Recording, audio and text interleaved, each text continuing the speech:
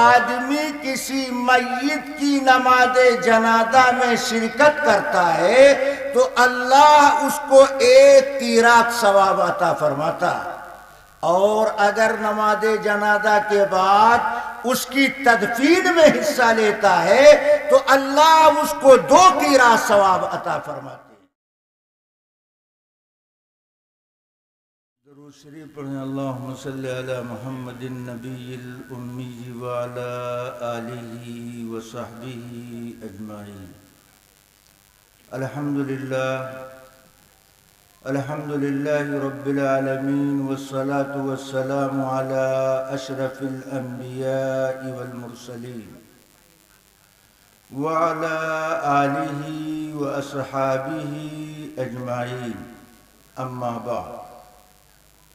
عن عبد الله بن عمر رضي الله تعالى عنه قال قال رسول الله صلى الله عليه وسلم: 3 مهلكات و3 منجئات، 3 كفارات و3 درجات، أما المهلكات فشهو مطاع وهوى متبع وإعجاب المرء بنفسه، وأما المنجئات فالعدل في الغضب والرضا، والقصد في الفقر والغنى، وخشية الله تعالى في السر والعلانية.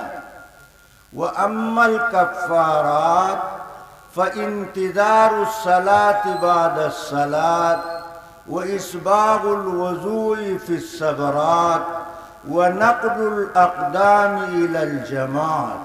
وأما الدرجات فإطعام الطعام، وإفشاء السلام، والصلاة بالليل والناس نيام، أو كما قال عليه الصلاة والسلام۔ صدر محترم، واجب الاحترام علماء کرام، حاضرین جلسہ، پردہ نشین خواتین، آپ ابھی حضرت مولانا دامت برکاتہم سے یہ بات سماعت فرما رہے تھے کہ مسلمانوں کو سچا پکا مسلمان بننے کی ضرورت ہے۔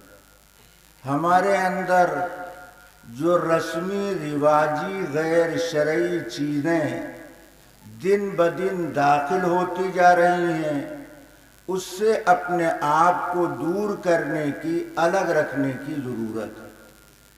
اسی کے پیش نظر میں نے آپ کے سامنے اللہ کے پیغمبر علیہ السلام کا ایک مبارک ارشاد نقل کیا ہے۔ اس میں خاص طور پر اللہ کے نبی نے 12 باتیں بیان فرمائی۔ آپ گھبرائیں نہیں، میں اسے اختصار کے ساتھ سرخی اور عنوان کے انداز پر اس طور پر ذکر کرنا چاہتا ہوں کہ آپ آسانی کے ساتھ نبی کے فرمان کی مراد کو سمجھ سکیں۔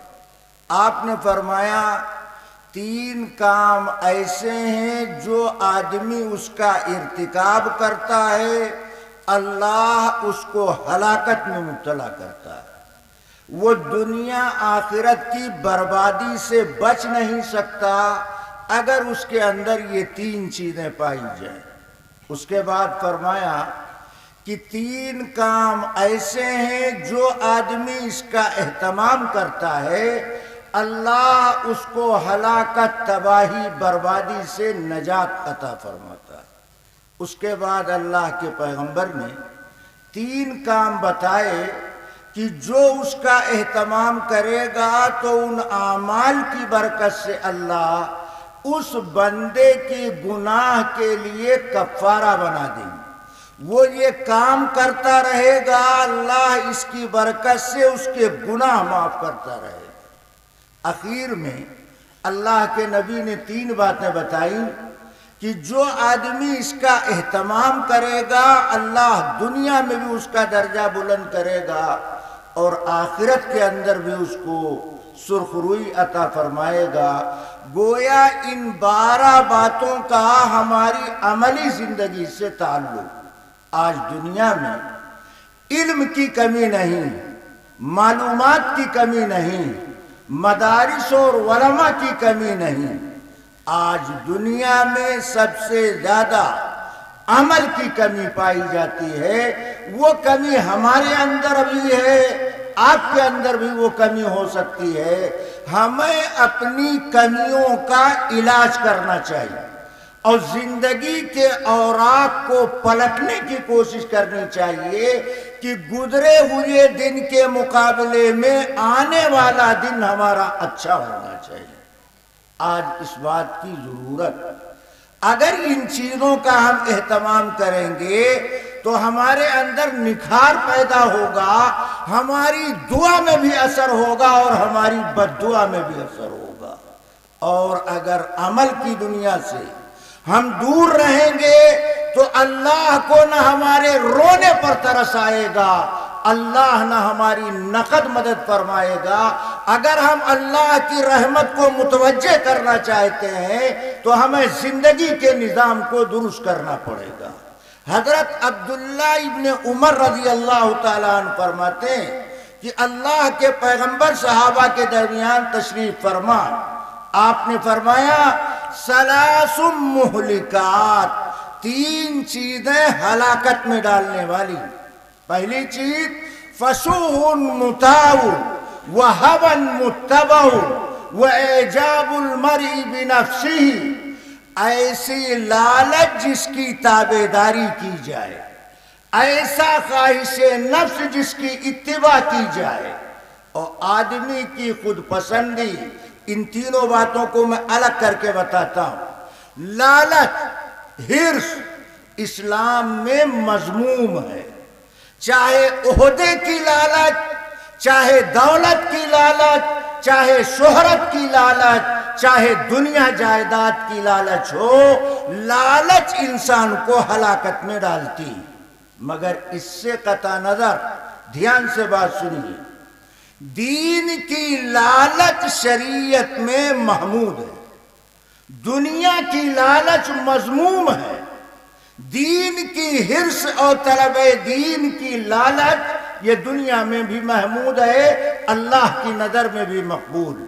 دلیل اس کی یہ ہے کہ ایک مرتبہ حضرت عبداللہ ابن عمر رضی اللہ تعالی عنہ حضرت ابو ہریرہ کے پاس آئے، کہا ابو ہریرہ ہمیں کوئی اللہ کے نبی کا ارشاد سناؤ۔ کبھی ہم بھی وقت نکال کر کسی عارف باللہ متبع دین کے پاس پہنچ کر یہ درخواست کرتے ہیں کہ مولانا ہمیں بھی ایک سنت بتا دیجیے، نماز کی ایک فرض سمجھا دیجیے۔ عبداللہ ابن عمر نے ابو ہریرہ سے کہا اللہ کے نبی کا ارشاد سناؤ۔ تو حضرت ابو ہریرہ نے فرمایا ابن عمر میں تمہیں ایک بات بتاتا ہوں کہ جو آدمی کسی میت کی نماز جنازہ میں شرکت کرتا ہے تو اللہ اس کو 1 قیراط ثواب عطا فرماتا، اور اگر نماز جنازہ کے بعد اس کی تدفین میں حصہ لیتا ہے تو اللہ اس کو 2 قیراط ثواب عطا فرماتے ہیں۔ پھر حضرت ابو ہریرہ نے قیراط کی تشریح فرمائی کہ قیراط یہ مدینے کا ایک وزن ہے۔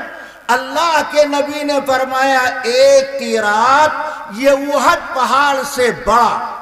حضرت ابن عمر کہتے ہیں ابو ہریرہ میں نے بہت سارے قیراط ضائع کر دیے، اگر نبی کی یہ بات ہمیں پہلے معلوم ہوتی تو صرف نماز جنازہ میں شرکت نہ کرتے بلکہ تدفین میں بھی شرکت کرتے۔ وہ دین کی حرص اور دین کی لالچ ان کے اندر موجود ہے، وہ دنیا کی حرص جو ہلاکت میں ڈالنے والی ہے اس سے کوسوں دور بھاگنے والے ہیں، دین کی طلب اور لالچ اپنے اندر پیدا کرنے والے ہیں۔ حضرت محمد الرسول اللہ صلی اللہ علیہ وسلم کے پاس صحابہ اکرام کی ایک جماعت پہنچی، اور وہ غریب صحابہ تھے۔ صحابہ میں بڑی تعداد غربا کی تھی، مالدار صحابہ کچھ ہی تھے۔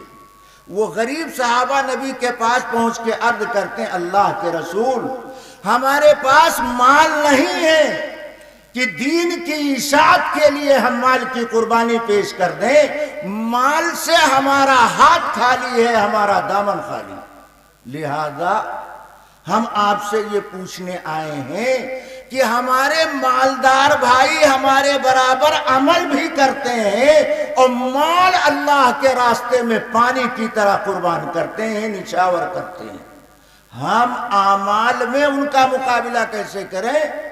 عام معمولات تو ہم بجا لاتے ہیں مگر مال کے خرچ کرنے سے ان کے جو درجات بلند ہو رہے ہیں، غریب ہونے کی وجہ سے وہ مقام ہم کو حاصل نہیں ہو رہا۔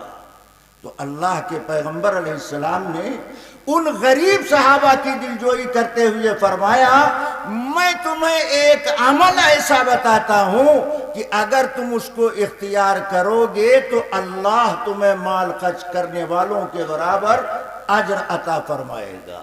اللہ بندے کے دل کو دیکھتا ہے، اللہ کو مال کی ضرورت نہیں۔ ارشاد فرمایا ہر نماز کے بعد سبحان اللہ الحمدللہ اللہ اکبر کی تسبیح پڑھ لیا کرو، اس عمل کی برکت سے اللہ تمہیں ان مالدار صحابہ کے مال خرچ کرنے کے برابر اجر عطا فرمائے گا۔ روایت میں اتنی بات مذکور ہے، مگر علماء نے نبی کے اس حدیث پر ایک سوال قائم کیا کہ بالفرض مالدار صحابہ کو یہ خبر ہو جائے کہ اس عمل کی برکت سے مال خرچ کرنے کے برابر ثواب ملتا ہے اور وہ بھی اس عمل کو اپنا لے تو ان غریب صحابہ کا کیا ہوگا؟ تو اس سوال کا جواب یہ ہے کہ ان غریب صحابہ کو اللہ جو مال خرچ کیے بغیر اجر عطا فرما رہا ہے، دراصل ان کے دل کے اندر نیکی کمانے کی اور اچھائی جمع کرنے کی جو حرص اور طلب اور تڑپ پائی جاتی ہے، اللہ کی نظر میں اس کی قدر ہے۔ اسی لیے اللہ کے پیغمبر فرماتے ہیں لالچ یہ انسان کو ہلاکت میں ڈالتا ہے۔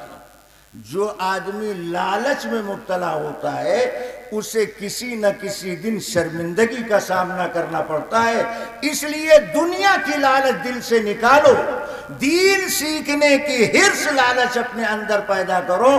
فرمایا وہ ہون متبع اور خواہش نفس جس کی تابعداری کی جائے۔ خواہش نفس کا مطلب کیا ہے؟ خواہش نفس کا مطلب یہ ہے کہ ہم وہ کام کرنے لگے جو ہمارے جی کو اچھا لگتا ہے، شریعت ہم سے کیا کہتی ہے ہم اس کی پرواہ نہ کریں، طبیعت ہماری کیا چاہتی ہے ہم اس کے لیے قدم آگے بڑھا دیں۔ آدمی کے اندر بھی یہ کیفیت پیدا ہو جائے تو نبی کے اس ارشاد کی روشنی میں اسے سمجھ لینا چاہیے وہ ہلاکت کی طرف قدم بڑھا رہا ہے۔ اپنی طبیعت کو خواہشات کو شریعت کے تابع بناؤ۔ طبیعت چاہتی ہے جوانی کی عمر میں شرعی داڑھی نہ رکھیں بلکہ داڑھی چھلا دیا کریں، اپنے اس خواہش کو ذبح کرو اور اللہ کے پیغمبر کے ارشاد پر عمل کرو۔ جب ہم اسلام کی پاکیزہ تعلیمات اپنی ذات پر لاگو کرنے کے لیے تیار نہیں ہیں اور رات میں اٹھ کر کے مجلس میں گفتگو کرتے ہیں کہ پوری دنیا میں اسلام کا بول بالا ہو جائے، پہلے اپنی ذات پر تو اسلام کی پاکیزہ تعلیمات کو لاگو کرو۔ خواہش نفس کے تابع دار نہ بنو بلکہ شریعت کے تابع دار بنو۔ جی کو یہ اچھا لگتا ہے کہ رات کی تاریکی میں سردی کے موسم میں لحاف کے نیچے انٹرنیٹ چالو کر کے غلط تصویریں دیکھی جائیں، اس خواہش کو ذبح کرو، اس خواہش سے توبہ کرو، ان آنکھوں کی روشنی کی حفاظت کرو۔ ہم کہاں جا رہے ہیں؟ ہم کو کہاں جانا تھا؟ ان آنکھوں سے قرآن دیکھو، اپنے ماں باپ کو پیار کے ساتھ دیکھو، اپنے استاذ کے چہرے کو محبت کے ساتھ دیکھو، اللہ اس پر اجر عطا فرمائے گا۔ اس نظر کو غلط استعمال کرو گے، خواہشات کی پیاس بجھاؤ گے، تمہیں بربادی کا سامنا کرنا پڑے گا۔ اور تیسری چیز ہلاکت میں ڈالنے والی فرمایا وہ اعجاب المرء بنفسہ، آدمی کی خود پسندی، کرتا کچھ نہیں مگر اپنے کو کتب زماں سمجھتا ہے، عمل کچھ نہیں کرتا، اپنے کو زمانے کا جنید سمجھتا ہے، اور لوگوں میں دھوس جمانے کے لیے بکواس کرتا ہے کہ اگر ہرے درخت کے پتے پر میں گہری نظر ڈال دوں تو تمام ہرے پتے سوکھ جائیں گے، اس سے کچھ ہونے والا نہیں۔ اپنے اندر سے خود پسندی نکالو، اپنے آپ کو سب سے زیادہ گنہگار سمجھو، اپنے آپ سے ہر ایک کو اچھا سمجھو۔